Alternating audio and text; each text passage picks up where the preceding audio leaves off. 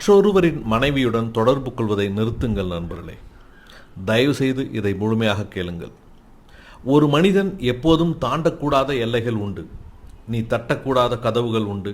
நீ கை வைக்கக்கூடாத பெண்கள் உண்டு. மற்றொருவரின் மனைவி நிச்சயம் அது தடை செய்யப்பட்ட பகுதி.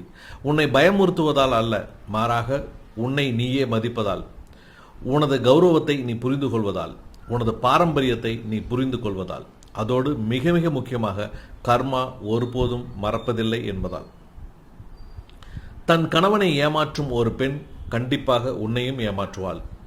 கடவுளுக்கும் ஊர் உலகத்திற்கும் குடும்பத்திற்கும் முன்பாக மரியாதையுடன் வாழ்வதாக உறுதியளித்த ஒருவனையே அவளால் விட்டு வர முடியும் என்றால் அவளுக்கு நீ யார்? நீ ஒன்றும் விசேஷமானவன் அல்ல. நீ ஒரு தற்காலிக ஈர்ப்பு, அவ்வளவே.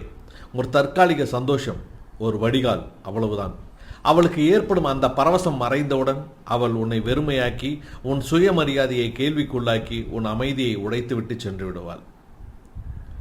நீ கடவுளால் கூட போக்க முடியாத சாபங்களை வரவழைத்துக் கொள்வாய். திருமணமான பெண்ணுடன் உறவு கொள்வது என்பது உன் சொந்த அழிவுடன் சதுரங்கம் விளையாடுவதற்கு சமம். அது கண்ணுக்கு தெரியாத போர்களுடன் வருகிறது.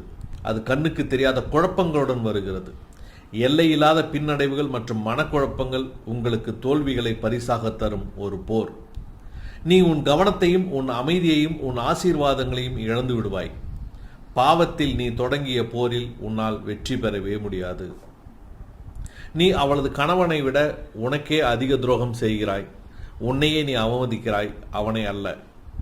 இது பயத்தை பற்றியதல்ல, இது கௌரவத்தை பற்றியது.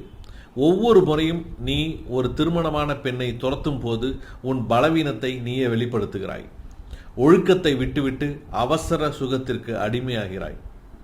உண்மையான ஆண்கள் மற்றவனின் வீட்டை ஆக்கிரமிப்பதில்லை. அவர்கள் தங்கள் சொந்த வீட்டை அன்பால் கட்டுகிறார்கள். அதே பெண் அடுத்ததாக உன்னையே அழிப்பாள். உனக்காக அவள் தன் கணவனுக்கு துரோகம் செய்தால் அடுத்தவனுக்காக அவள் உனக்கும் துரோகம் செய்வாள். விசுவாசம் என்பது நெகிழ்வானது அல்ல. ஒன்று இருக்கும் அல்லது இருக்காது. அவள் தன் தோற்றத்தால் ஆபத்தானவள் அல்ல. அவள் தனக்கே நேர்மையாக இல்லாததால் மிக மிக ஆபத்தானவள். நீ அவள் கணவனிடமிருந்து தப்பிக்கலாம், ஆனால் ஒருபோதும் விளைவுகளிலிருந்து தப்பிக்கவே முடியாது. நீ ஒளிந்து கொள்ளலாம், செய்திகளை அழித்து விடலாம், உண்மையை மறுக்கலாம், ஆனால் கர்மா பொறுமையாக காத்திருக்கும். அது உன் நிதிநிலை, உன் அமைதி அல்லது உன் சொந்த குடும்பத்தையே பாதிக்கும். ஒரு கனநேர காமத்திற்காக உன் எதிர்கால குடும்பத்தை தயவு செய்து பிரச்சனையில் சிக்க வைக்காதீர்கள். அவர்கள் என்ன பாவம் செய்தார்கள்? உன் குழந்தை என்ன பாவம் செய்தது? நீ செய்யும் பாவத்திற்கு உன் குழந்தை தண்டிக்கப்படுவது எந்த விதத்திலும் நியாயமில்லாதது. உன் விதியை அழிவிற்காக பரிமாறிக்கொள்ளாதே.